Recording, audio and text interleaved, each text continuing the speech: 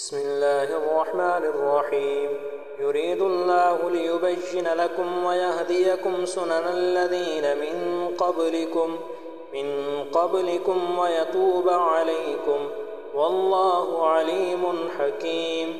والله يريد أن يتوب عليكم ويريد الذين يتبعون الشهوات أن تميلوا ميلا عظيما.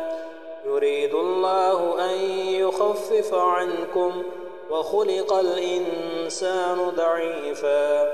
يا أيها الذين آمنوا لا تأكلوا أموالكم بينكم بالباطل إلا أن تكون تجارة عن تراض منكم، ولا تقتلوا أنفسكم إن الله كان بكم رحيما.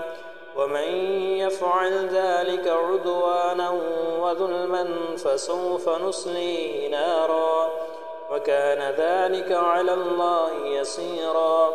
إن تجتنبوا كبائر ما تنهون عنه نكفر عنكم سيئاتكم وندخلكم مدخلا كريما.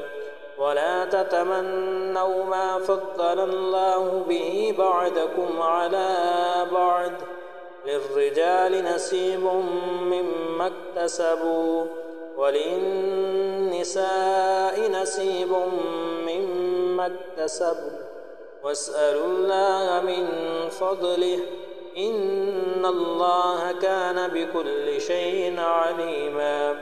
ولكل جعلنا موالي مما ترك الوالدان والأقربون والذين عقدت أيمانكم فآتوهم نصيبهم إن الله كان على كل شيء شهيدا.